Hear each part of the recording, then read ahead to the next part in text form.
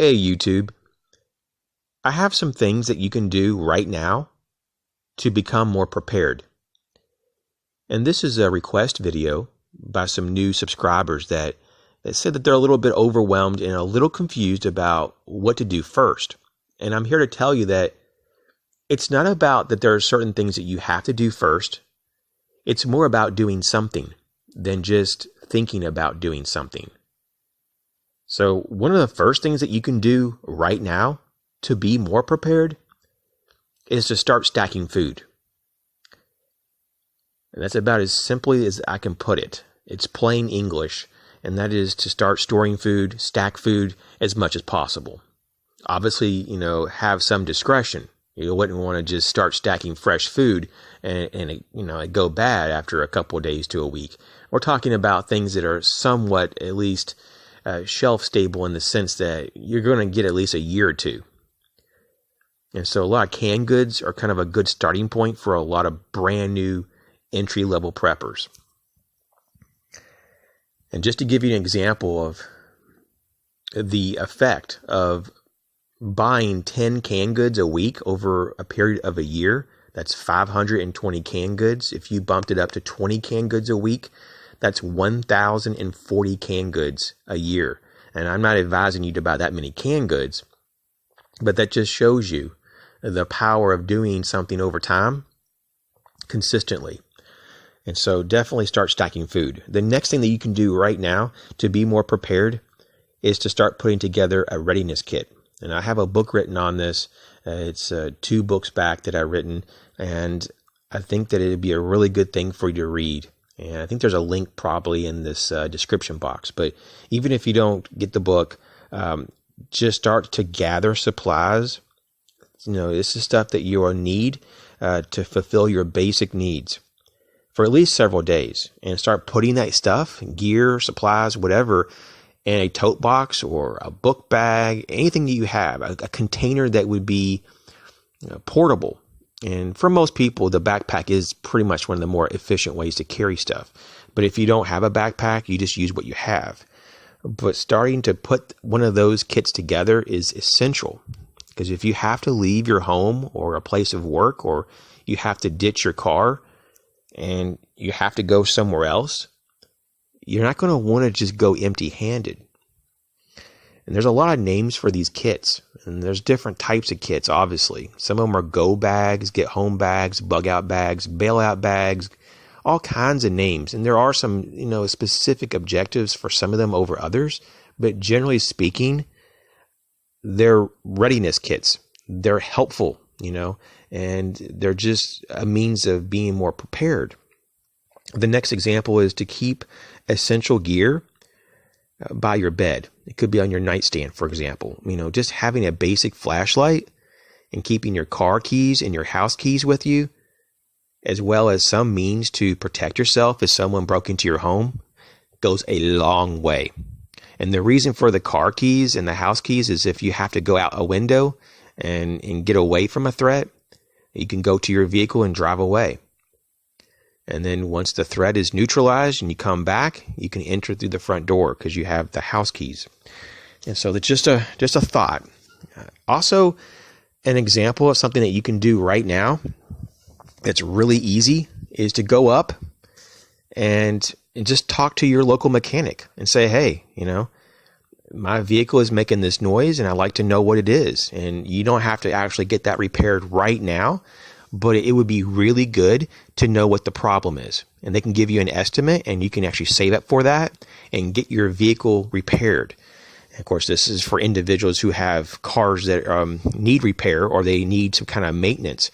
But you'd be surprised, a lot of people are avoiding going to a mechanic. They don't want to deal with that bill.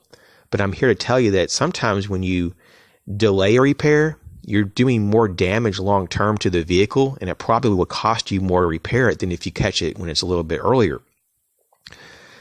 The next idea here, that's something that you can do right now, is to go to your local big box store and get a roll of duct tape and plastic sheeting so that you can use this if you ever had to cover a damaged window or doorway if there was a really bad storm. You can go to the next level, though, once you feel a little more comfortable with this, and cut out with plywood sheets, really, basically like doorway sheets and window sheets. And you would make these plywood pieces a little oversized, larger than your window and larger than your doorway, so that you can attach them on the frame, and you can use that to help secure your house. Once again, if there's like a really bad storm, just remember to get some good screws. The next example of something that you can do right now is to research the top threats in your community. You may not be aware of the crime rate. Look into it. You might want to go to your local police department or visit your local hospital or talk to your fire department and ask, hey, what is common? What goes on here that's common? It could be something that there's a certain type of issue that you were never aware of. It could just be also unemployment. It could be really high in your area, and that could be a threat. It could be weather that you're not aware of. Maybe you just moved into a new location, and it would be good to know if your location has certain types of threats like tornadoes or earthquakes and things like that. The next thing you can do is to print out a detailed map of your local town and or city area and mark the locations of vital infrastructure and places of resources that would be really of your interest if you were ever in a dire situation. And obviously that would include places that sell food, water, medicine, things like that. Number 8, you have to kind of take this one in increments, but to learn how to fast and to understand what it feels like to go without a few meals. That's going to really be important. You're going to be conditioning your body. Like for me, for example, I can go 16 to 18 hours with almost no effect. I'm not saying or advising that you should do that or do that much of a time when you first start. But at first, you might want to start with 12 hours with no food. And then maybe a few weeks later, try it again and do 16. And then work up, if you can, to around 24 hours with no food. You can drink water, of course, and you should do that. You don't want to get dehydrated. That's very dangerous. But you can go 24 hours. Most people, at least, can go 24 hours with no food and have no ill effect. In fact, it's actually pretty good for you to fast every once in a while. But it really helps you to understand what it feels like to have a little bit lower blood sugar levels and things like that. And if you are ever in a situation where you have to skip a few meals, you won't be like stressed out with this new feeling of, oh, what's this feeling I have? Oh, low blood sugar. It won't catch you off guard. Number 9 is to list emergency contact information on one piece of paper. And it could be like your top 10, and it could be also including local resources. It could be the Red Cross, your local hospital number, local police department number, and to laminate this list and have a copy in your car, in your house, at work. But it's going to be really important to have the name, all the phone numbers. It could be their home number and their work number and their cell number, and to have like an email address, their physical address, as well as any social media address. And this is going to give you a lot of peace of mind because in a real emergency, you're not going to be thinking very clearly. And all you have to do, if you need help, you can pull out your list and you can just start going down your list until you can get someone on the phone. And especially if you know them really well, and I would advise to put very close people on this list, they may be able to calm you down and help you. And so it's really important to have people that can be there for you. And it could be vice versa. Tell them that you're making this list and that they can put you on the list, on their list. I would promote doing this. And lastly, practice setting up an outdoor shelter.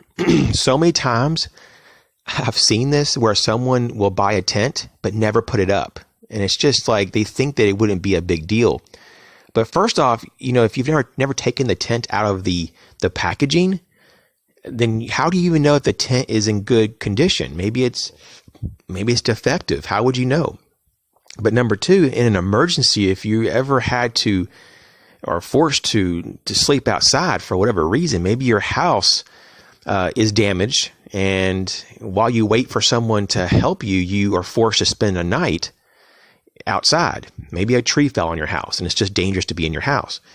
In that situation, it would be really nice to know how to put that tent up ahead of time instead of trying to figure everything out for the first time during a crisis situation. And so if you don't have a tent and you don't want a tent, maybe you just have a tarp and you just figure out how to put up a tarp shelter. And if you don't have that, and maybe what you want to do instead is practice car camping, then do that. But do something. Have some auxiliary means of shelter outside of the home that you have accessible to you. And it should be accessible to you like right now. If you're at home right now, you should be able to grab something or go somewhere like in your vehicle and figure that out, or have it figured out beforehand of how you would deal with a night outside. Especially if it's really hot out or really cold out. You're going to have to figure out how would you problem solve that, because there probably is a solution. So I hope this helped. I mean, these are just 10 things that you can do right now to be more prepared, but there's a lot of other ones out there. And so if you can't figure out a starting point, you can just pick one of these today and start working on it. As always, you guys take care. Catch you later.